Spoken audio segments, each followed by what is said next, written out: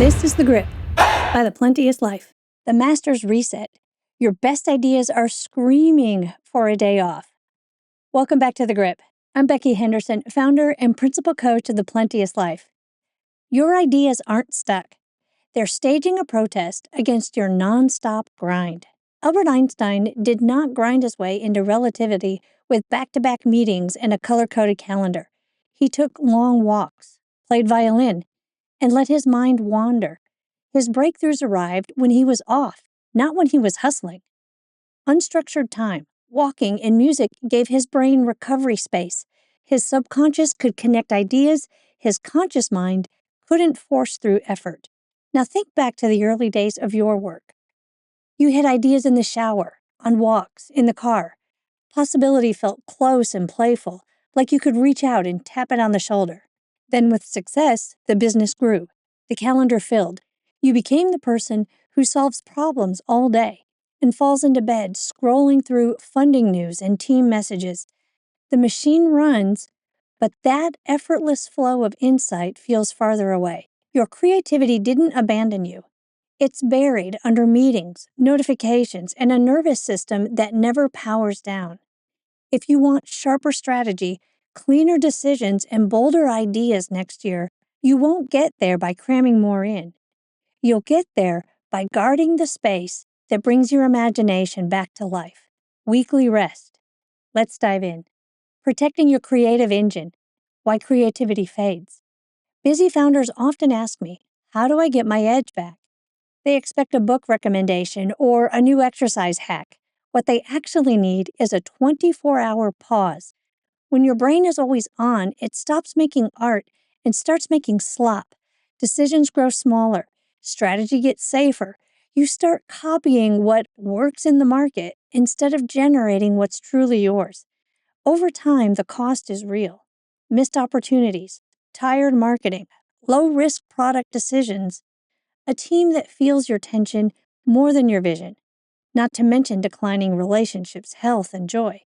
Weekly rest is how you reclaim the creative edge that started this vision in the first place. Rest is day one. Rest is not a place for you to crash land. It's the day that fuels the other 6. Treat weekly rest as day one. The point is not to binge on Netflix because you burned yourself to ash. It's to fuel your body, calm your nervous system, and give your imagination space to wander again. On my rest day, I completely changed the channel. No thinking about business. I focus on being present with my husband, laughing with friends, gardening, reading spy novels, dancing salsa. My analytical brain is off duty. When I return to work, I see connections I couldn't see before. Problems that were stuck often resolve after 24 hours of stepping away.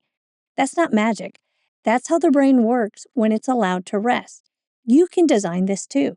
Design your creative reset. 5 attributes. Number 1, restorative activity, not productive leisure. On your rest day, do the opposite of your work. You lead people all week? Go follow a hiking trail. You take back-to-back calls. Go be in silence or around people who don't need anything from you. Ask yourself, what activities leave me feeling more alive in my body, not just proud of my output? Then do those. Number 2, discipline to put work down, even when you love it. Look, founders enjoy their work. That makes rest harder, not easier. Expect your brain to drift back toward strategy and projects.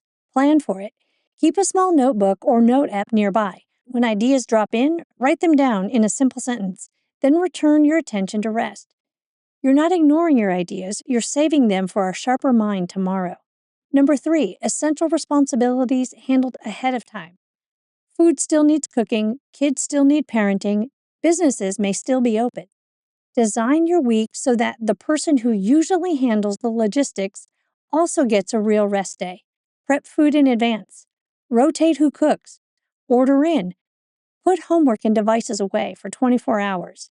If your company runs 7 days, organize leadership so everyone, including you, has one day they are truly off. Every week. Number 4, boundaries that protect the recharge. What restores you may drain the people you live with, and vice versa. My husband loves deep philosophical conversations. I do too, 6 days a week. On my rest day, my policy is, if you want to ideate about the universe today, you'll need to phone a friend. Becky's brain is closed for maintenance. Know what is actually restful for you. Communicate it clearly and respect that others will choose different forms of rest. Number 5, an undivided mind. The resting mind doesn't hustle. The hustling mind doesn't rest. Taking a day off while secretly checking email every hour only teaches your brain to never relax. Choose. Either be working or be resting. Tell clients and team in advance when you'll be offline and when you'll return. Set an out-of-office message. Turn off notifications. Do not be the person hunched over a laptop at the beach or by your pool.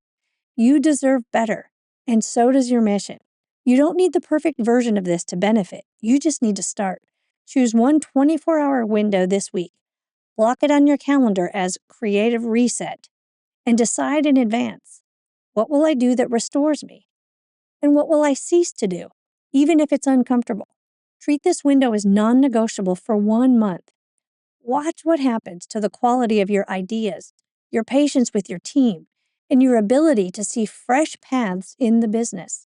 As a visionary leader, your contribution is not how many hours you grind. It's the clarity, courage, and creativity you bring to the table. Weekly rest protects that engine.